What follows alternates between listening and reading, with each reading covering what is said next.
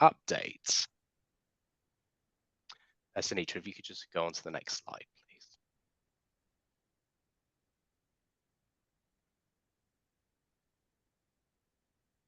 Thank you. So as Tony mentioned, a few things that we're going to cover today. We're going to give you a broad kind of 12-month review of health and safety in the legal sense, current health and safety hot topics, including psychosocial risk, which is iconic given today is World Suicide Prevention Day. It's an area that we are working on more frequently from a health and safety legal perspective. We're also going to talk to you about the future of health and safety law for the next 12 months as we see it with a new Labour government, which could indicate some material changes. We'll also cover Martin's Law.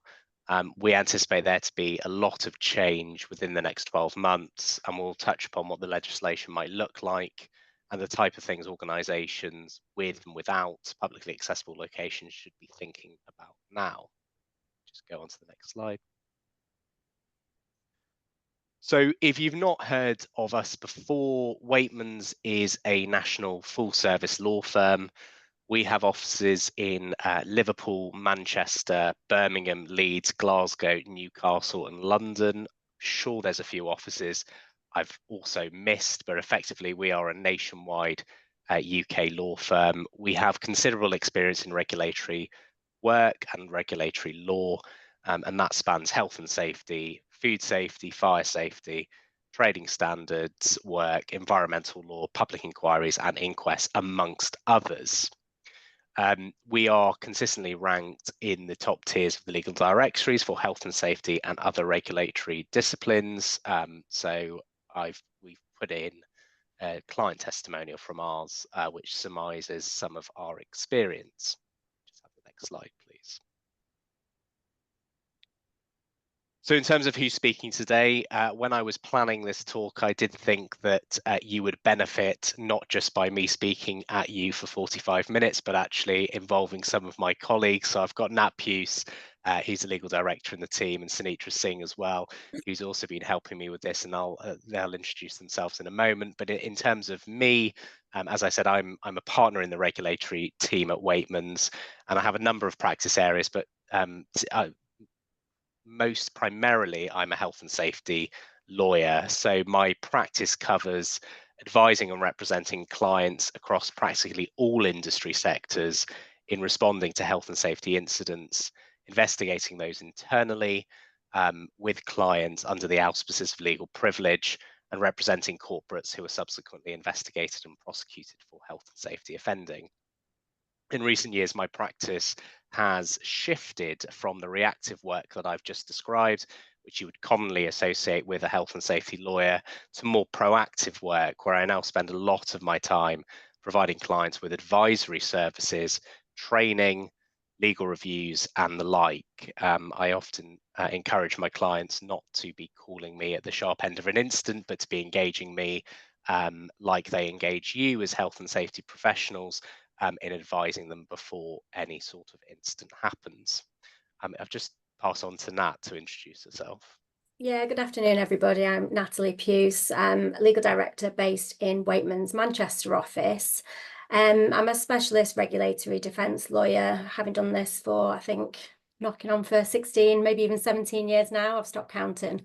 I deal with high profile and complex regulatory instructions. My areas of expertise are wide ranging, but all relate to health and safety. So corporate and gross negligence, manslaughter, public inquiries, fire safety, food safety, and coroner's inquests as well. One of the recent high profile cases that I was involved in is the Manchester Arena inquiry, which Elliot's already mentioned, which we'll talk more about later on. And I'll pass over to Sunitra. Hi, thank you, Natalie. Afternoon, everyone. I'm Sunitra Singh, and I'm a paralegal in the regulatory team at Weightmans in Birmingham. And I work a broad range of regulatory matters, including health and safety, transport, environment, and coroner's inquest. Okay. Okay, so we're going to firstly start the presentation by looking at the health and safety fatality figures in 23-24 by the HSE.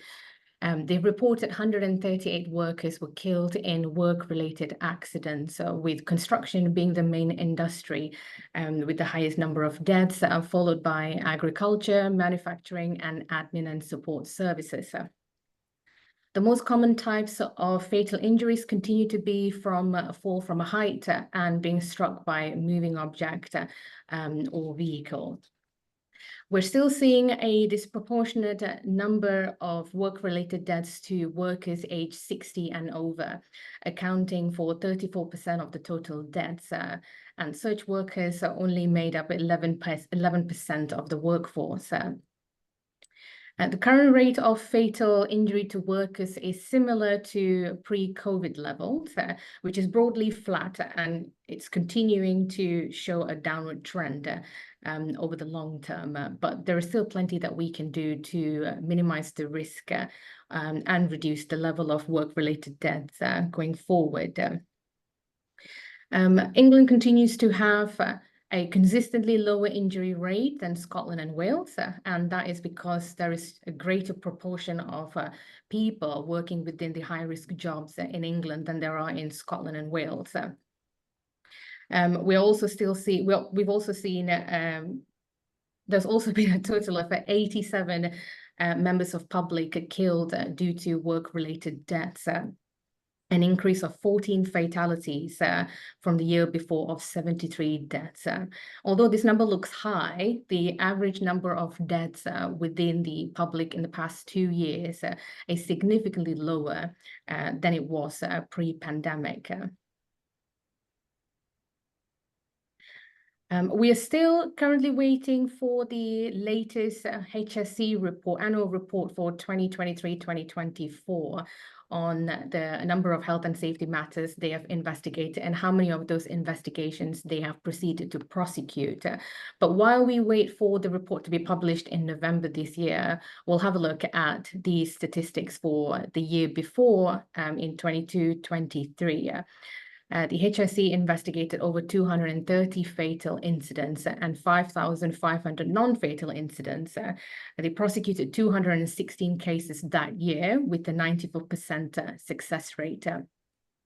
In addition to these investigations and prosecutions, they also conducted over 16,800 workplace inspections, primarily focusing on the causes of ill health at workplace, arising from the presence of dust, stress, and musculoskeletal problems. Prior to the election in July this year, the Labour government in their manifesto proposed to increase funding to allow for more workplace inspections. Now, we're still waiting for more information on this, which hopefully is yet to come, and also how often these inspections would take place. But this could be a huge positive step towards minimizing the risk of fatal and non-fatal incidents at workplace. We're going to take you through several cases, which I'm going to be splitting with Natalie, who will be taking over the second half of the cases. BM Nuttall, who were fined £2.3 million, involved a 60-year-old Gary Webster who drowned in the River Aire in Yorkshire in October 2017. He was on a boat with another colleague removing debris at the bottom of the weir when his boat capsized into high turbulent water flowing from the top of the weir. His colleagues swam to safety, but Gary died 2 days later. And when the HSE investigated, they found that BM had trained operatives who were authorized to control the weir gates to slow down the flow of the water, which would have allowed the debris to flow away and to be reached safely by the boat. But they failed to carry out any risk assessments associated to the task, and therefore they were ordered to pay the £2.3 million fine in June this year, actually. £3 million fine for Veolia ES UK was another matter involving over a 60-year-old Stephen Picken and another colleague of his who suffered serious life-changing injuries while decommissioning a North Sea gas rig. Both of them were working as demolition operatives, undertaking the decommissioning and dismantlement of offshore structures. They were removing an overhanging piece of pipework, which weighed over 27 tons when it gave away and struck the elevating platform the men were on, throwing them to the ground of 12 meters below. Stephen died at the scene, but his colleagues suffered, like I said, serious, life-changing injuries after the incident. The HSE identified serious failings with the planning and the risk assessments for the planned work. The work carried out was not properly supervised, and the pipework that was being removed was not risk assessed properly because it was classed as low risk. And as a result, there was no cutting plan or safe system of work for the pipework incorporated. And at the sentencing hearing in July this year, just a few months ago, the company was ordered to pay a fine of £3 million. Newport City Council with a £2 million fine involved Stephen Bell, who was layering tarmac from the back of a local authority's tipper lorry when he was struck by a farm vehicle. And this happened in July 2019. And there was a team leader and 4 other highway operatives from the council at the scene when the incident happened.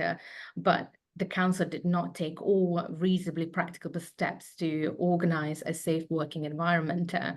There was no suitable and sufficient safety zone between the roadworks area and the running lane, and the perimeter of the roadworks area was also not secured safely against road workers entering the running lane, and they were ordered to pay a fine of £2 million for the death of Stephen Bell. I'll pass it on to Natalie. Thank you. So if we look now at the case involving Ward Recycling, in January 2020, Dean Atkinson, a 32-year-old worker, was returning to his workstation where he was hit and sadly fatally injured by a loading shovel. The HSE investigation found that he needed to walk across a traffic area at the site where 2 loading shovels were operating in order to get to his workstation. Following an investigation, the company was charged with the offence of corporate manslaughter and also offences under the Health and Safety at Work Act. The company denied all charges and the case went to trial in January 2024, but ultimately it was found guilty of all offences and fined a total of £1.75 million. Just pausing there, a couple of points to know in relation to these cases. There was 4 years in this instance between the incident and trial. In my experience, that's very typical of the time it takes for these sorts of cases to be investigated and for a decision on prosecution to be made. In fact, I've got experience of cases taking a lot longer. So I'd say this is average and it could be upwards of that. And also, the company went into liquidation prior to the trial. During the sentencing, the judge acknowledged that the fine was unlikely to ever be paid owing to the fact of the company's insolvency, but it was hoped that it would send a deterrent to other companies. And again, that fits with my experience where, you know, between the point of an incident and a prosecution, an organisation goes into insolvency, but that won't prevent action being taken in the hope that if there is a conviction or a guilty plea and a fine ordered, that will send a message to other companies. The next one we're going to talk about is the case involving Morrisons, which I think is actually quite an interesting case as it doesn't involve work equipment as you might typically think of it, but a set of stairs which didn't have any defects or safety issue as such. The facts are that in September 2014, an employee, Matthew Gunn, who had worked for Morrisons for nearly a decade, had a seizure at the top of the stairwell, fell, and sadly sustained serious head injuries, which he later died of. Morrisons' policy at the time was that employees were required to leave personal belongings in lockers, which were located at the top of this flight of stairs. Mr. Gunn had a history of epilepsy with seizures, and there was a formal recommendation following an occupational health assessment, which had taken place in June 2014, that his locker should be moved downstairs. But that change hadn't been implemented by the time of the incident 3 months later. The HSE prosecuted Morrisons for health and safety offences. The HSE argued that Mr. Gunn was put at risk because he was required to use the stairs in order to get to his locker, and a reasonably practicable step which could have been taken was to relocate that locker to the ground floor. Additionally, they also said that there should have been a person-specific risk assessment carried out and reviewed regularly. In its defence, Morrisons argued that the risk was non-work related and the company had no additional duty beyond what was owed to all employees. In other words, to make the stairs safe for ordinary use. And it was also argued that the management of health and safety at work regulations don't require a person-specific risk assessment. So the case went to trial and the jury actually convicted Morrisons of the offences. When sentencing, the judge placed this in the highest category of culpability and harm, and the company was fined a total of 3.5 million. Morrisons did actually appeal that decision on the basis that the staircase presented no risk to ordinary users and that using the stairs was a routine activity which was not compounded by any work activities. But the Court of Appeal upheld the conviction in May this year. The court highlighted that going up the stairs to the locker was a work activity for Mr. Gunn, and although the staircase did not present a risk to, most members of their workforce, it did create a material risk to him, and therefore the employer's duty to consider reasonably practicable steps was triggered. Just following on from the point above about the time these cases take, here we have one that's taken 10 years in total to resolve. There was an appeal in this case, that's slightly different, but just demonstrates again the time that they take. The final case I'm going to look at is involving Openreach. Alan Owen, an Openreach engineer, died whilst trying to repair a telephone line in October 2020. Over a period of a few months prior to this incident, several Openreach engineers had been attempting to repair the telephone lines which ran across a river in Wales. At the time of the incident itself, there had been flooding, which meant that the river was much higher and much faster flowing than usual. Mr. Owen entered the water and made his way to an island in the middle of the river to try and throw a new telephone cable across by taping it to a hammer and then throwing the hammer. But whilst attempting to cross the remaining section of the river, he slipped and was swept away. Tragically, he drowned and he was found later the same day. Following its investigation, the HSE found that there was no safe system of work in place for work on or near water, and that Mr. Owen and others working by the river had never received training or information or instruction on safe working near water.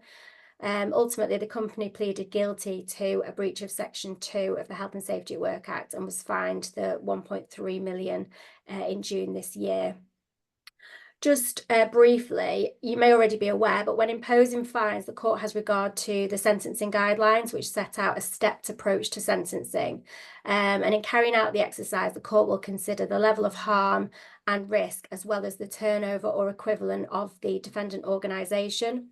Organisations are banded depending on their turnover. So just to run through the bands, you've got micro 2 million and under, small, which is 2 million to 10 million, medium, which is 10 million to 50 million, and large, which is 50 million and over.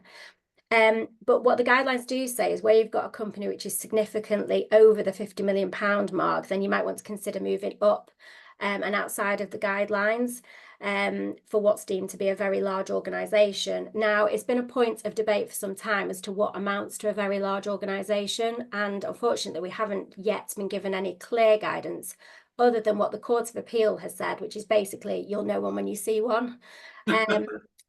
So there is a consultation at the minute about the guidelines, and following comments made by the Environment Agency relating to environmental cases, they have said that it would be helpful to have a definition of what a very large organisation is. So the consultation is inviting views on that and said if anything is implemented in the environmental arena, it will equally apply to health and safety.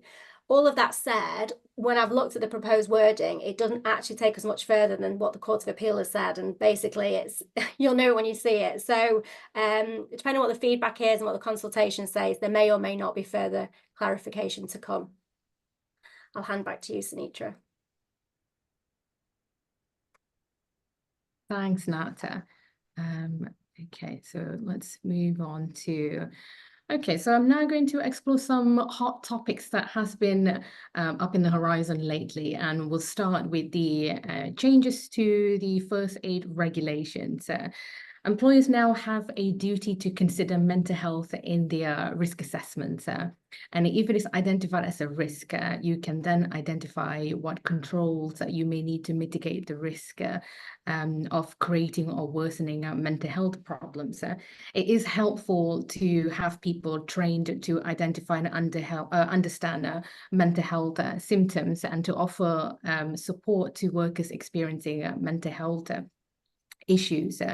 And you can achieve these by providing additional training to your first aiders at your workplace, and ensuring that there are additional first aid equipment at work to accommodate mental health challenges. And the second change to the regulation is the change of term catastrophic bleeding to now life-threatening bleeding. And the guidance does offer specifics on what employers should do if it is identified as a risk at your workplace. You should ensure that when you are selecting a first aid training provider, they are able to deliver training with appropriate content, taking into consideration all of the risk identified at your workplace, including how to manage life-threatening bleeding, should this be the case.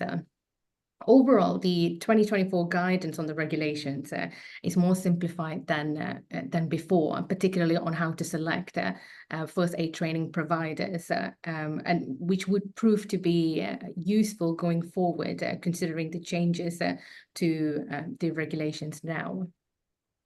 And the second hot topic is something that I hope that a lot of you have been hearing quite a lot about it recently, which is the fires caused by lithium-ion batteries. Now, I'm not sure if any of you have come across this video, but just a month or so ago, there was a video that emerged on BBC showing a dog having caused a house fire from chewing a lithium-ion battery power bank.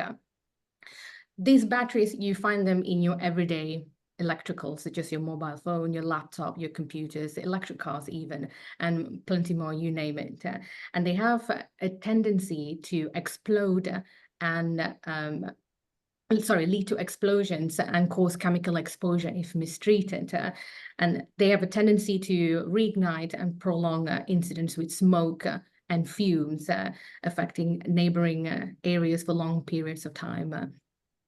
Over the past year, over 1,200 battery fires in bin lorries and waste sites were reported that were caused by such batteries, which is an increase of 71% from 2022, where only 700 fires from such batteries were reported.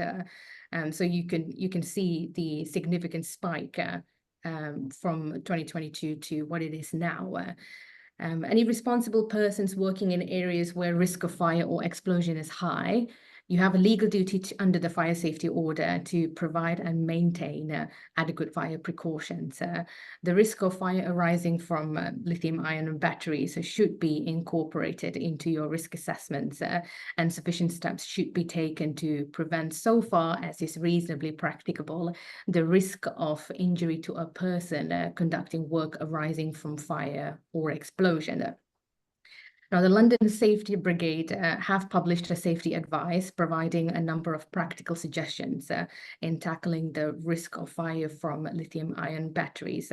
And these risk assessments should also be conducted at your workplace to take into consideration, and also take into consideration working smoke alarms, visible and accessible fire extinguishers, clear signposted escape routes, and regular fire drills and training in place. And the risk of fire from lithium-ion batteries should not be underestimated.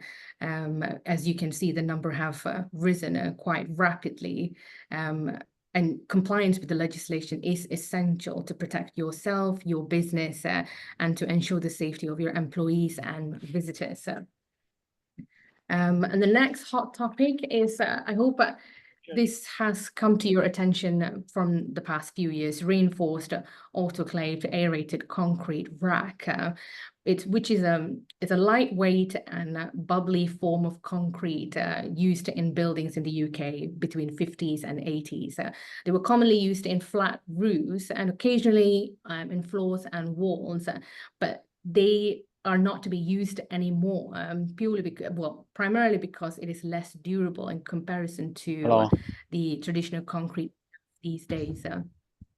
The traditional concrete we have these days, which has been the primary reason to the collapse of schools and hospital buildings in recent years. There isn't an official list of which buildings contain rack still. But surveys need to be carried out to identify if rack is present in your building. Building owners and managers responsible for managing buildings have a legal duty to identify rack in their buildings and seek specialist advice from, for example, building surveyors or structural engineer to assess your building before you develop a management plan to control the risk. You have a responsibility for the maintenance of your building structure and the safety of your tenants, employees, and members of the public. A building's condition will determine whether monitoring the rack condition is appropriate or remedial works need to be carried out to rectify the issue. And that is all from my end. I shall now hand over to my colleague Natalie to I'm take all it right. from here. I'm actually on an IOSH webinar at the moment. Can I ring you in maybe an hour? All as it was, just quickly, and I haven't got the address yet, but I think there's someone not on mute. No. Paul? Sorry, I've muted them.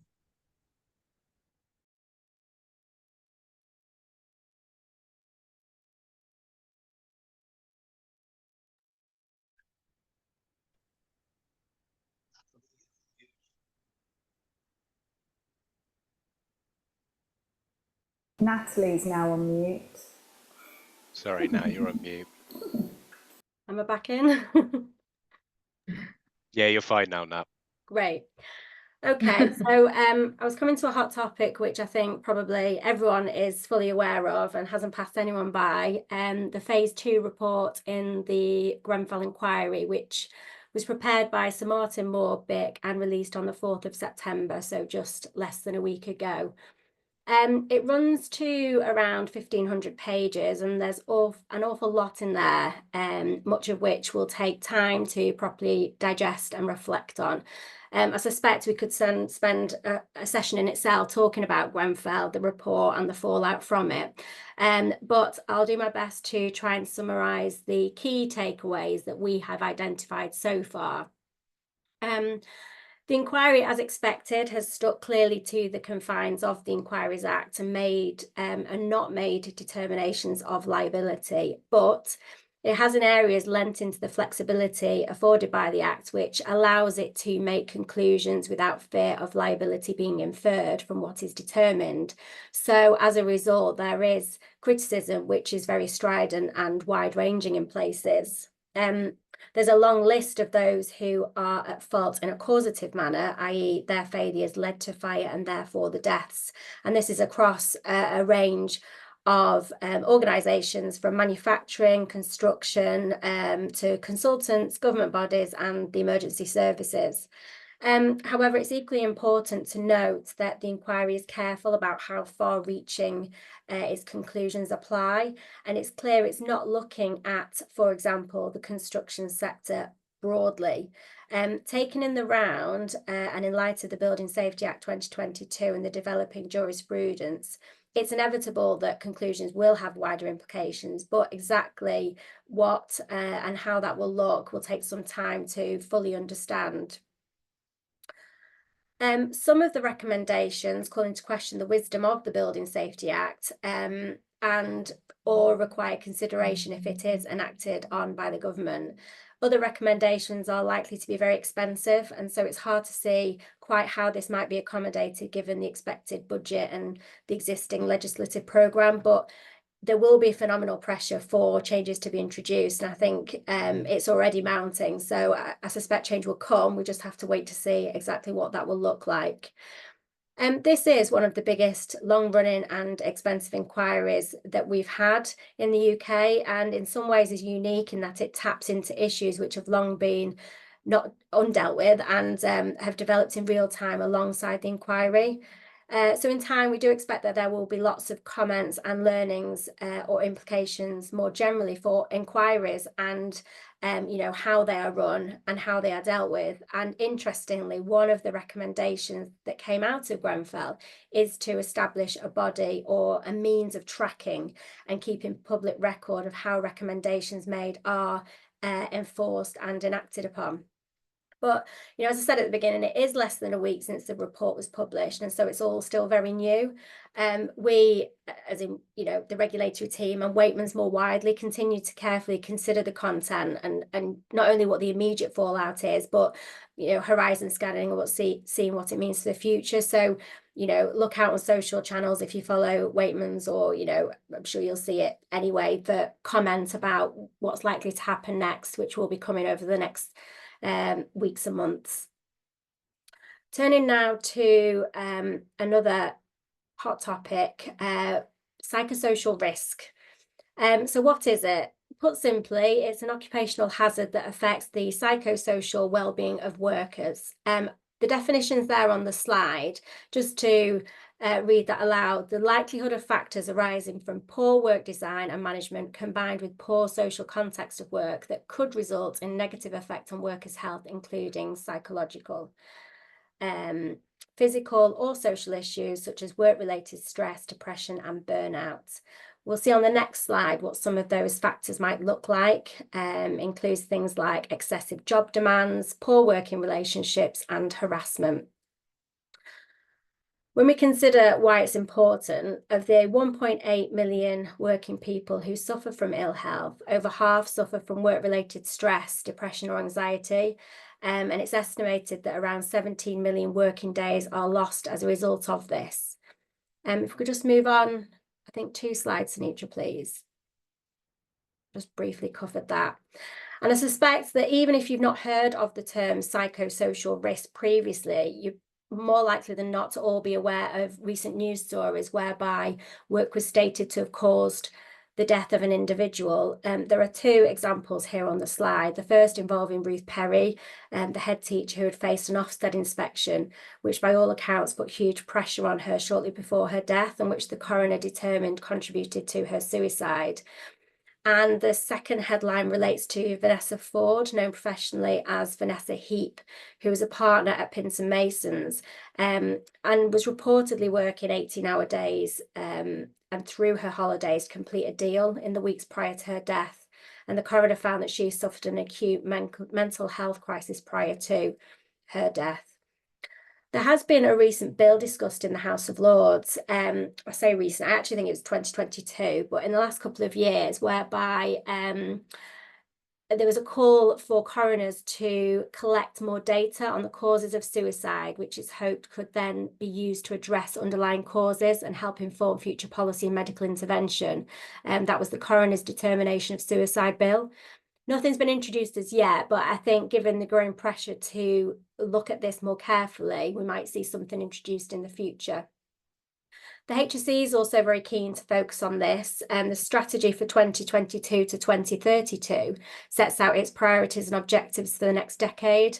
And its first objective was to undertake work to reduce the trend of increasing work-related ill health with a specific focus on mental health in that 10-year period. I'm not aware of any criminal proceedings having been brought in relation to work-related stress, depression or anxiety. But the HSE has indicated that it would certainly consider prosecuting a business if there is evidence of a number of staff suffering with poor work-related mental health and systemic organisation failing to protect employees. So I think what they're saying there is, there certainly are grounds where they would consider action, but it seems that it would be where a number of employees have been affected rather than a single one. So remember that employees do have a duty to protect workers from stress at work, and by doing a risk assessment and acting upon it. So employees should assess the risk of stress and its impact in the same way that it assesses any other work-related health and safety risks. Before I hand over to Elliot, who's patiently waiting his turn, I'll just reflect on what changes, if any, we can expect in the health and safety arena as a result of the new Labour government. Prior to the election, Labour's manifesto centred on improving our outdated employment laws, which they say are unfit for the world we live in today, and it includes their plan to make work pay and improve in building safety through regulation. One of the key introductions within Labour's plan to make work pay is the end of the three-tier system for employment status, which we currently have of employees, self-employed and workers.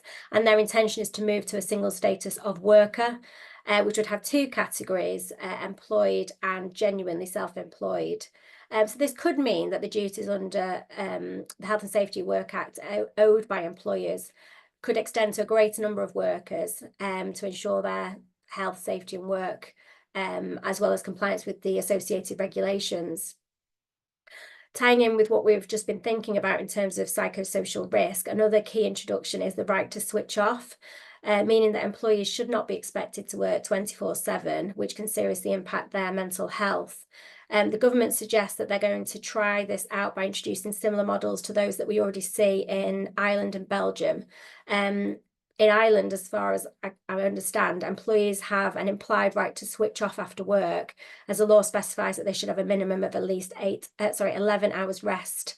And in Belgium, there's a right to disconnect and switch off work phones outside of working hours. That only applies to workers within companies with more than 20 employees. And it's not clear from Labour's manifesto as to which model they intend to introduce, or whether such right would apply to all employees across all industries. But I think we'd all welcome some change in this regard, however it looks. In tandem with the HSE's objectives, Labour also intends to tackle mental health issues, and their plan is to review and make several changes to health and safety legislation and guidance, and to work with trade unions and other stakeholders in conducting the review, with the aim to support the wellbeing of workers and their long-term physical and mental health. Sunitra touched on this earlier when we talk about one of the biggest changes that they plan to introduce is the creation of a single enforcement body to undertake more inspections and bring civil proceedings on behalf of workers.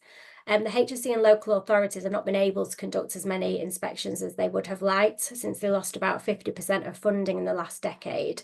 But they've been very under-resourced, and as a result, they've not been able to enforce health and safety measures which would or could have helped prevent unnecessary deaths and the soaring mental health challenges faced by employees. So the government has said in its manifesto that they would like to properly fund a body to make way for a new wave of inspections, including unannounced, and allow inspectors greater powers to commence proceedings on behalf of employees.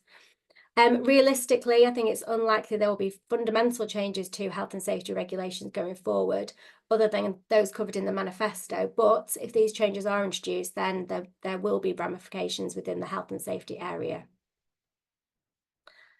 Over to you, Elliot. Thanks very much, Nat, and thank you to you and Sunitra for going through some of the hot topics and key trends. So this part of the presentation is talking about Martin's Law and the evolution of Martin's Law to the Terrorism Protection of Premises Bill. I understand this was also covered last year, and there have been some updates since last year, but the headline point is that the bill has still not become law, but it will imminently become law with the new Labour government.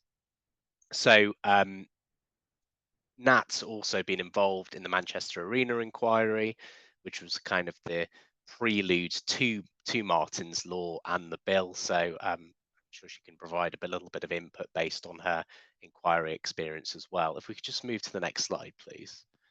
Thank you. So the first question is, for those of you that don't know, what is Martin's Law? Well, Martin Hett was one of the victims of the Manchester Arena bombing in 2017.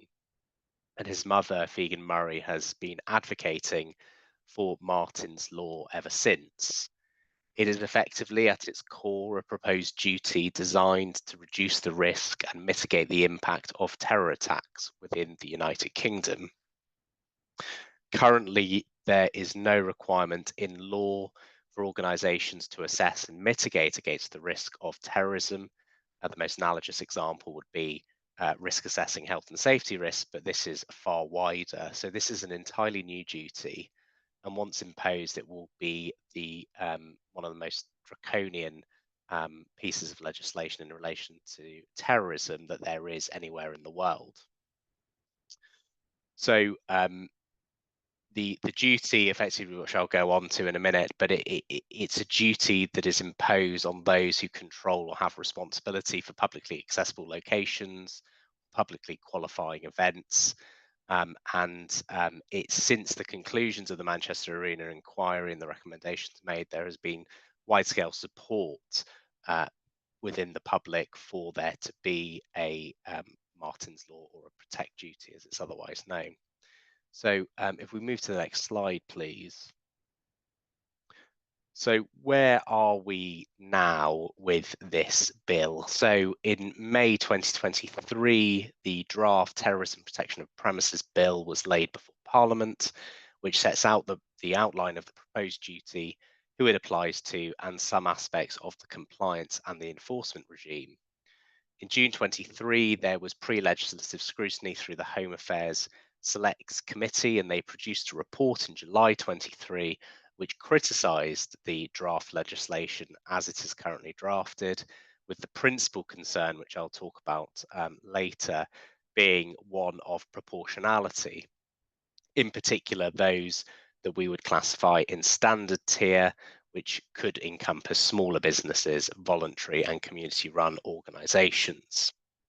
So following that, following the Home Affairs Select Committee report in February 24 to March 24, there was a standard tier consultation which was launched by the Home Office, and this was very much resultant from those proportionality concerns that were highlighted by the Home Affairs Select Committee.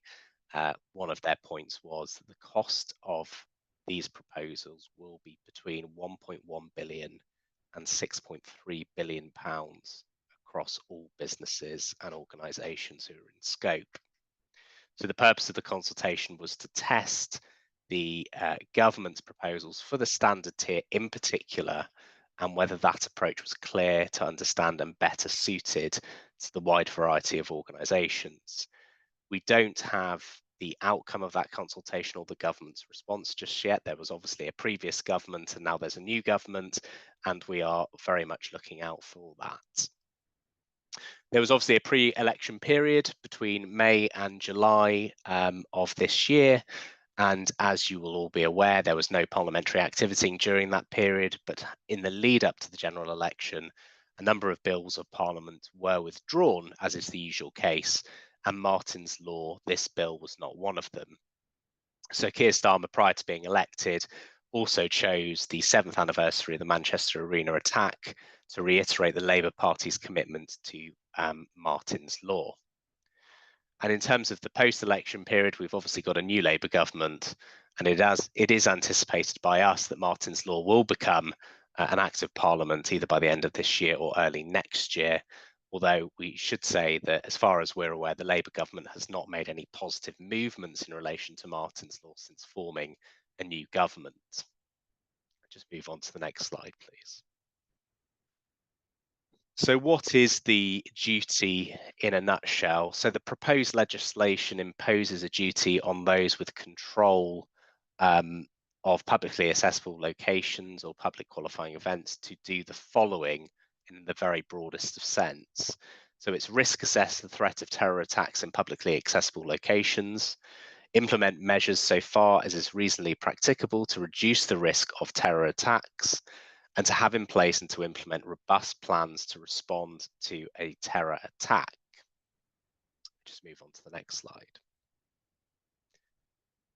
So there are two avenues effectively to become a duty holder. So first, you've got to control publicly accessible locations with a capacity exceeding 100 persons. And there has to be the primary purpose of that location in your business needs to be set out in Schedule 1, which is a very wide list of different duty holders. So those that operate shops, food and drink, nightclubs, entertainment venues, sports grounds, libraries, museums, galleries, exhibition halls, conference centres, and the list continues. The public has to have access to whole or part of the accessible location, and the public capacity has to be 100 or more. 100 to 799 triggers the standard tier, and 800 or more triggers the enhanced tier, and I'll talk about those two tiers in a moment. The second way that it applies is if you don't ordinarily have a publicly accessible location, but you are holding a qualifying public event where you're hosting more than 800 people. As you see, the nature and extent of the duty will depend on the capacity and is reflected in a two-tiered approach, the standard tier and the enhanced tier, which I'll come on to in a moment. We just move on to the next slide, please. So who is the duty holder? Now, if I use the terms responsible person, I'm sure that means a lot to many of you. Effectively, for this bill, the responsible person is the duty holder, and they are the ones that control the premises for their primary purpose. But as you can probably tell with Martin's law, there may be spaces which are standard or enhanced tier premises where there are multiple responsible persons, for example, multi-occupied premises or premises where there's multiple landlord and tenant arrangements. And I think now is a good time to start considering, if you are within scope, whether you have any grey spaces. And I think Nat has some examples from the inquiry itself in this regard. Yeah, there was a lot of discussion in the inquiry about grey spaces because Abidi, who carried out the attack at the Manchester Arena, was concealed prior to it on a mezzanine floor.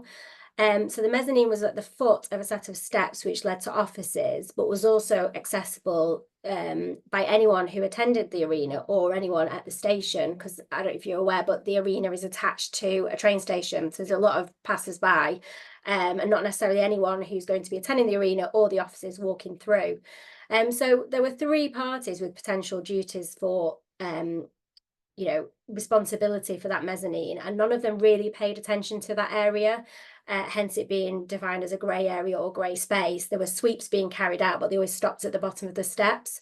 So just to emphasise what Elliot said there, it is important when considering duties under Martin's law that organisations have regard to all areas affected by the undertaking, and any areas such as that which are identified, there should be a very clear agreement of who is going to be responsible for it and what that looks like. Thanks, Nat. Just moving to the standard tier, and I'm mindful of time, so I'll try and zoom these as much as I can. So the standard tier is those that operate premises with a capacity of between 100 and 799 people. The key requirements on the introduction of the bill for standard tier premises was effectively standard terrorism evaluations and terrorism protection training. But there were concerns, as I've highlighted, following the Home Affairs Select Committee report, that these measures were too disproportionate and costly, and therefore the government have tried their best to ensure that standard tier duty holders are not too overburdened. So now what you see on the screen is actually what the duties are for standard tier duty holders for the time being. So effectively, you've got to notify the regulator that you are responsible for premises. So there's a registration notification requirement, which is also akin to enhanced duty premises holders. There needs to be procedural measures that could be expected to reduce the risk of physical harm to individuals at the premises in the event of an attack. So that's very much responsive rather than proactive measures to protect against terrorism incident. And the training requirement is less prescribed. Effectively, now workers have to be sufficiently instructed or trained on terrorism incident.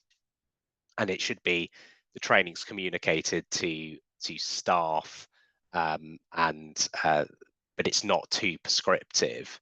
Nat, did you have anything to add on that particular point? Yeah, I'll just keep it short, bearing in mind time. But in the arena, there was evidence that at least 2 members of the public reported concerns about Abidi to a member of the security staff, and that he failed to act on that information. So I would just say that as well as training staff as to what to do in the event of an attack, it's also really important that they know what to do about any concerns that are reported to them. And also that there are senior management around, so that if they do have any concerns, there's someone close to them that they can speak to quickly about it. This particular worker in the inquiry said he did try to attract the attention of his boss, but it was very busy. There's an event going on and he never got to speak to him. So a presence of senior management and proper supervision and monitoring, I think, is also key.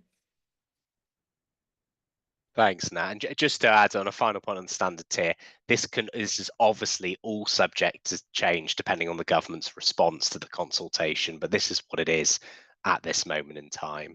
Just move on to the enhanced tier. This is something that's not really changed since the bill was introduced last year. So effectively, you are an enhanced tier operator if you hold in excess of 800 people, either by way of a qualifying public premises or a qualifying event.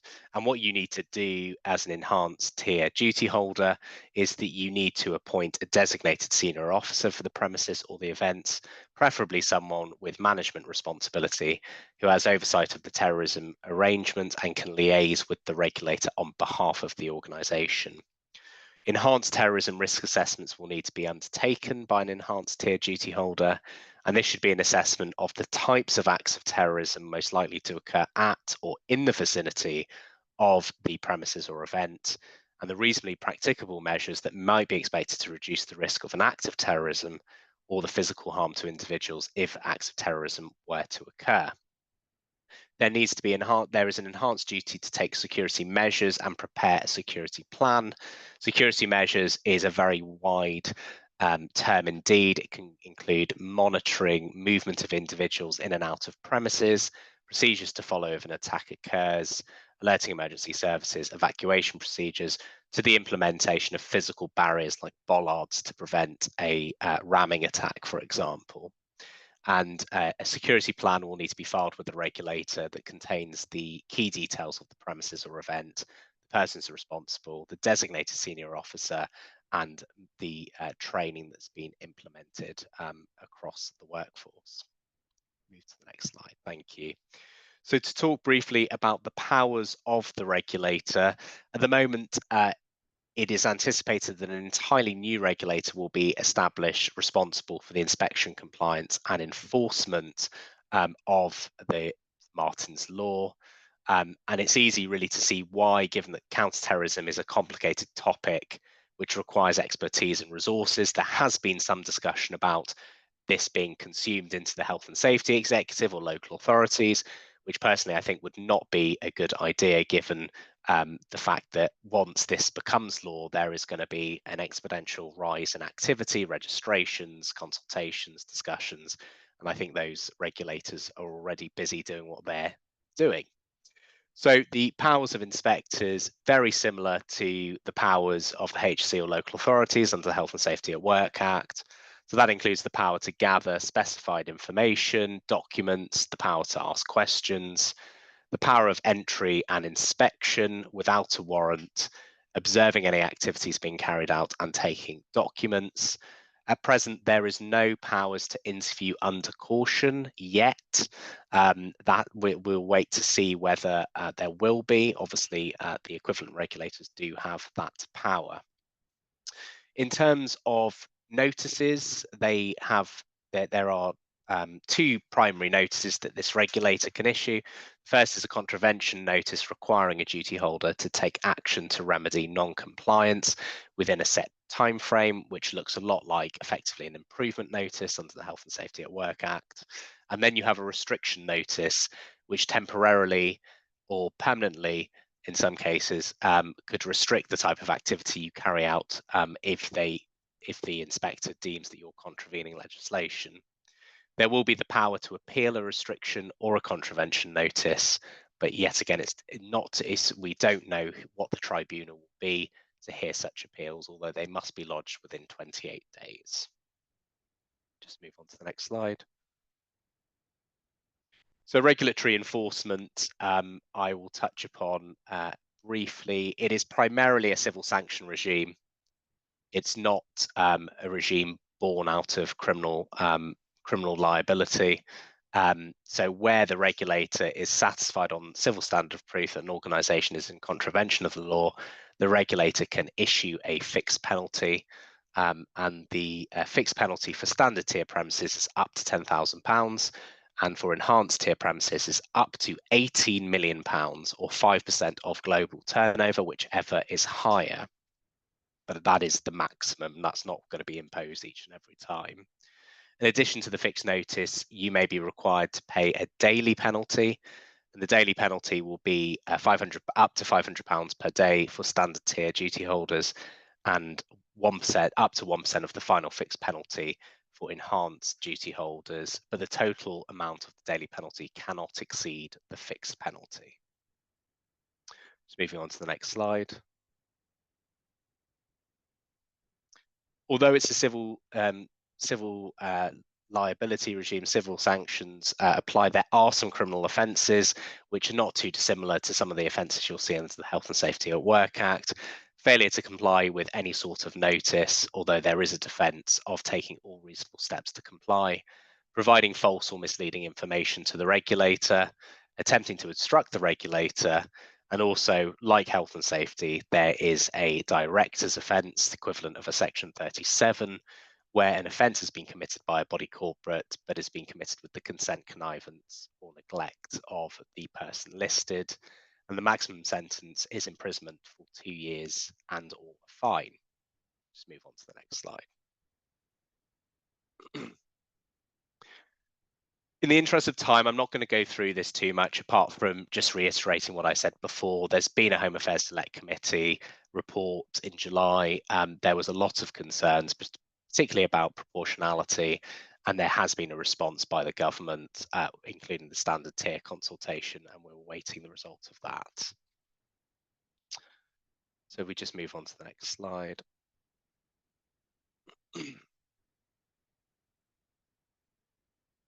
So what's next, really? Well, we have the standard tier consultation outcome, and there are which we're yet to hear about, but we're keeping that under review and awaiting that.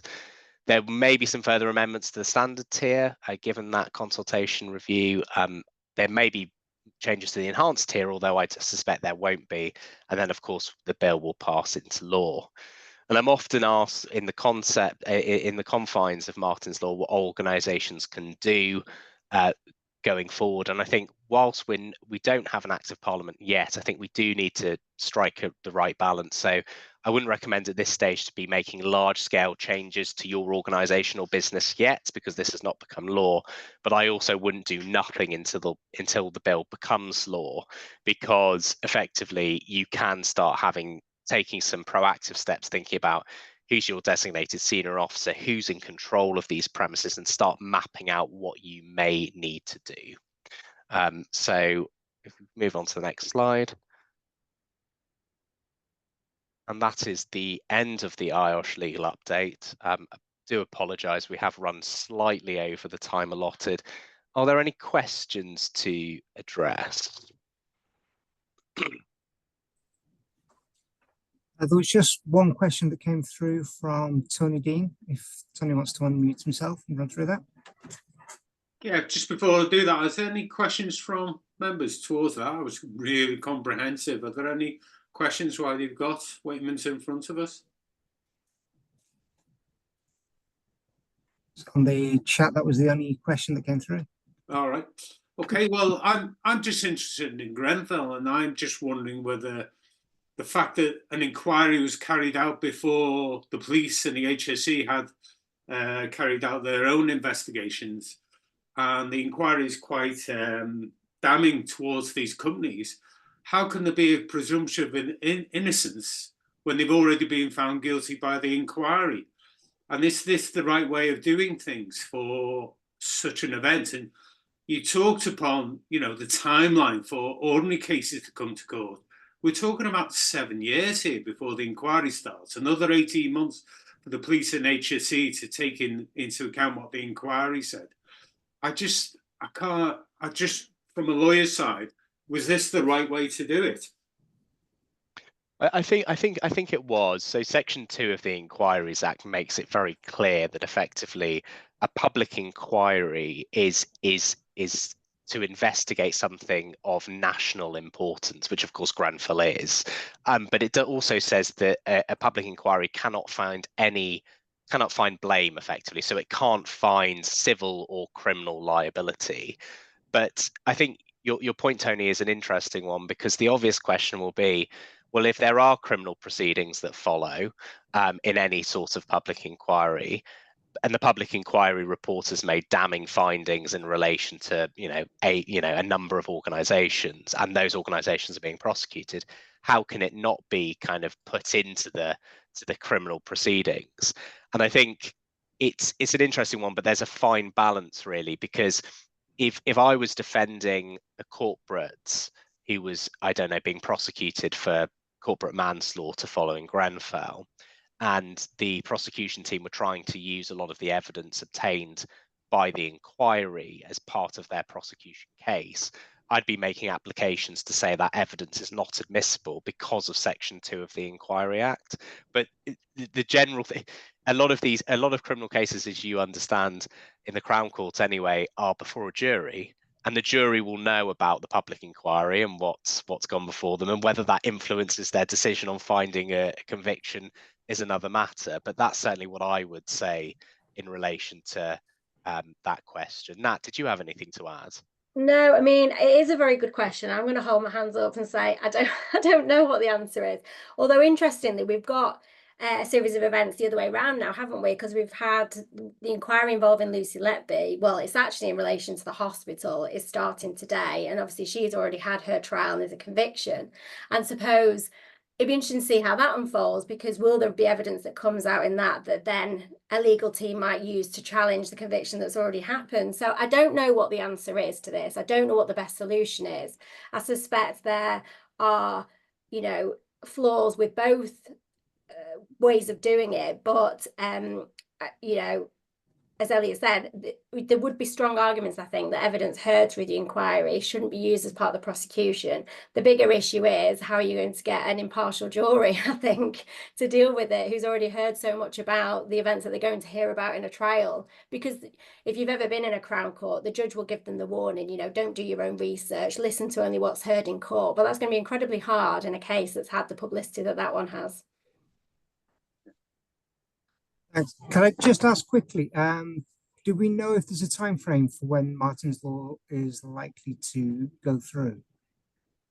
We don't at this stage, but given the fact that it's been on the horizon for some time, the Labour government has committed to it.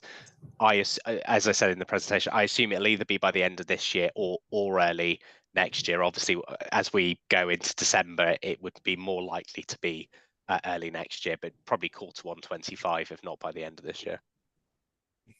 Thank you. All right. Well, thank you very much for the opportunity to speak with everyone. It's been a pleasure. As Tony said, IOSH will send out a copy of our slides. If you want to get in touch with me or any members of my team, please do just drop me an email and we can carry on the conversation. Thank you. And Elliot, just on behalf of IOSH, just like to thank you, Sunitra and Natalie, for that. That was a comprehensive coverage of law and what's taking place, and I really like to thank you. And hopefully we'll be able to book you for next year as well, because we need this. We need this update. We need to know what's going on out there and that horizon scan. It's absolutely brilliant. Thank you. Fantastic. Thank you very much. Have a good day, Thank you. everyone. All the best. Thank you. Bye-bye. I'll be in touch, Elliot. Thank you, Tony. All the best. Speak soon. All right then. Bye. Bye-bye. Thank you. Thanks. Bye-bye. Bye-bye.